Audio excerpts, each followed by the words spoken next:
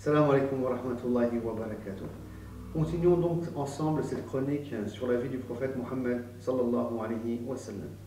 Alors, on était en train de parler des persécutions, de la patience des musulmans, et on avait terminé notre dernière émission sur deux conversions importantes, les conversions de Omar ibn al-Khattab et de Hamza, radiallahu ta'ala anhum, deux personnalités importantes de l'islam qui allaient donner une certaine vivacité à l'islam durant la période de persécution. Et on expliquait que malgré ces deux conversions, donc les persécutions n'allaient pas cesser malheureusement. Alors maintenant, on est en l'an 5-6 de la première révélation et le prophète sallallahu alayhi wa sallam va recevoir donc des versets qui vont l'autoriser ou bien l'inciter ou bien l'encourager à quitter la Mecque éventuellement, à émigrer vers une autre contrée où les musulmans pourraient finalement mieux vivre leur foi.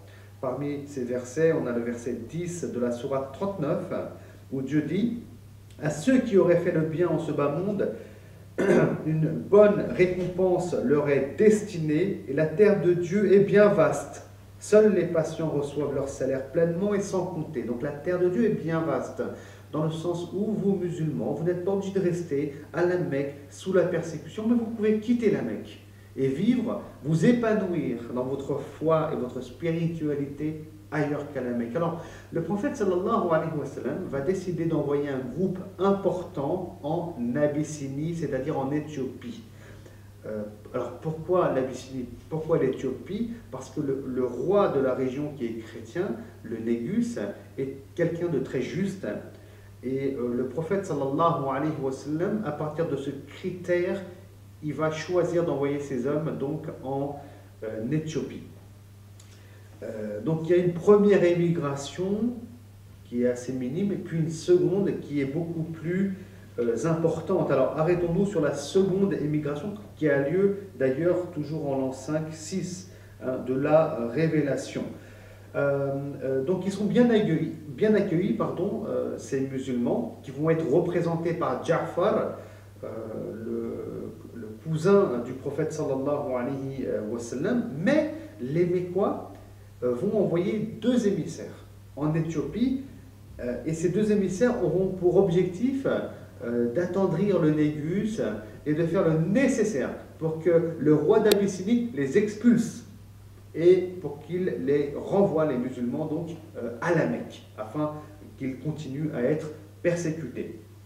Alors, ces deux émissaires mécois vont donner des biens, des présents en cuir au Négus, ils vont se rapprocher de la cour, payer, donner des cadeaux donc, aux différents évêques,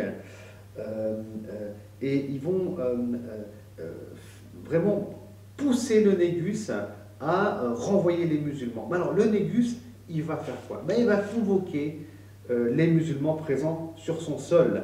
Et on a Ja'far qui va s'exprimer et prendre la parole. Mais là, j'attire votre attention justement sur toute cette justice du roi d'Abyssinie. Il n'a pas pris pour argent comptant les données qu'il recevait donc de ces deux émissaires mécois qu'il connaissait d'ailleurs très bien, puisque parmi eux, on avait Amr ibn al-As, qui était un de ses amis. Mais il a été juste en écoutant ces gens, ces faibles musulmans qui étaient sur son territoire. Donc ça en dit long d'ailleurs, nous, par rapport aux relations qu'on a avec les gens qui nous entourent. On ne doit jamais prendre pour argent comptant les propos tenus par nos proches ou bien par nos amis.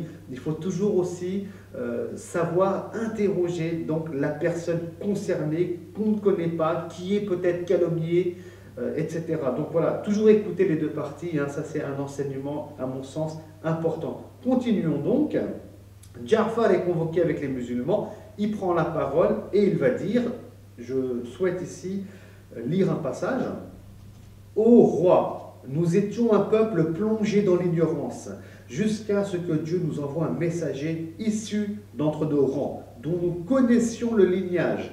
la véracité, la fiabilité et l'intégrité. Il nous a appelés à nous tourner vers Dieu, à attester son unicité, à l'adorer et à renoncer aux pierres et aux idoles que nous et nos pères avions adorées. Il nous a ordonné de dire la vérité, de tenir nos promesses, de respecter les liens de parenté et les droits de nos voisins et de nous abstenir de commettre des crimes et de verser le sang. Donc il va faire un très beau discours ici, Ja'far, où il va présenter l'islam. J'aimerais ici insister sur quelque chose. C'est que lorsqu'on a demandé à Ja'far, et c'est un enseignement très important pour nous musulmans aujourd'hui, lorsqu'on a demandé à Ja'far de dire ce que disait Mohammed sallallahu alayhi wa sallam, eh bien il a abordé, en fait il a présenté des points fondamentaux de l'islam, mais que des points convergents avec le négus, avec le christianisme, avec le milieu dans lequel il se trouve. Il n'est pas rentré dans le débat stérile, dans l'opposition. Il aurait pu dire ici, nous musulmans, on te renie parce que toi tu es chrétien, tu considères que Jésus c'est le fils de Dieu, alors que ce n'est pas le fils de Dieu, c'est le messager de... Non, non, jamais. Le musulman ne cherche pas à rentrer en conflit avec les gens qui les entourent et qui ne partagent pas une foi qui est identique. Donc là, on a une très très belle sagesse et enseignement donc à retenir. Ja'far, ne l'oublions pas, il a été éduqué par le prophète sallallahu alayhi wa sallam, mais vraiment en termes de vivre ensemble, hein, c'est cette voie-là, en tout cas, qu'il faut emprunter. Jamais chercher le conflit à travers les discussions, mais plutôt aller donc et aborder donc les points qui sont convergents et non divergents. Le lendemain, les deux émissaires, parce que là c'est la grande réussite, hein, le négus va demander même à Ja'far de réciter du Coran, hein, j'ai oublié, pardon. Il va réciter des versets du Coran et le négus va se mettre à pleurer. Les évêques vont se mettre à pleurer. Il va dire ici, je lis, alors, nous disions hein, au sujet de Jésus, parce que le lendemain, pardon, il va être interrogé, Ja'far, sur la position de Jésus aussi. Hein. Qu'est-ce que vous dites, vous musulmans, sur Jésus? Donc il dira, Ja'far, nous disons au sujet de Jésus ce qui a été révélé à notre prophète, à savoir qu'il est le serviteur de Dieu, son messager, son esprit et son verbe insufflé dans la Vierge Marie. Et donc là, il fait référence, Ja'far, au verset 171 de la sourate An-Nisa, la sourate numéro 4. Et c'est là que le négus donc va s'écrouler, verser des larmes, et il va dire hein, que ces gens-là, les musulmans, ils sont le bienvenu sur mon territoire, et que si quelqu'un les insulte, il devra même payer une amende. Hein. Et donc ils sont bien accueillis, puis il reconnaît vraiment que finalement, entre le message de Jésus et le message de Mohammed sallallahu alayhi wa sallam, il n'y a aucune différence en réalité. Alors, il faut savoir hein, que en Éthiopie, hein, dans cette région du monde, hein, plus tard, mais du vivant du prophète sallallahu alayhi wa sallam, hein, l'islam va arriver, les gens se convertiront, se tourneront vers l'islam, mais beaucoup plus tard. Voilà donc peut-être l'essentiel qu'on devra retenir, enfin qu'on doit savoir en tout cas par rapport à ce voyage en Abyssinie. Quoique, il y a encore un détail, ces musulmans qui vont vivre et rester en Abyssinie, ils vont rester très longtemps. C'est-à-dire ils vont rester près de 15 ans environ, hein, environ 15 ans en Abyssinie. Et c'est seulement après le traité de paix de Hudaybiyah, un traité de paix entre les musulmans qui se trouvent à Médine et les idolâtres de la Mecque, donc c'est beaucoup plus tard, 15 ans après, que le prophète sallallahu alayhi wa sallam demandera à ses compagnons en Éthiopie de revenir à Médine pour rejoindre les rangs musulmans. On peut se demander pourquoi le prophète il a attendu aussi longtemps. Pourquoi il n'aura pas demandé tout de suite après l'hégire de revenir à Médine. Donc la réponse est simple.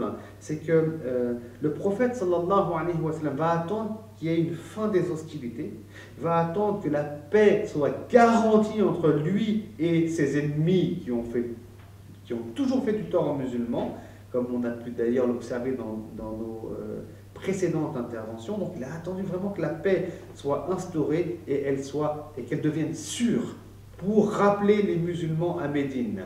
Parce que tant que la paix n'était pas sûre, le prophète sallallahu alayhi wa sallam, il avait besoin comme d'un plan B, vous savez, un lieu où il pourrait lui-même se réfugier, partir pour renouveler son travail de prédication.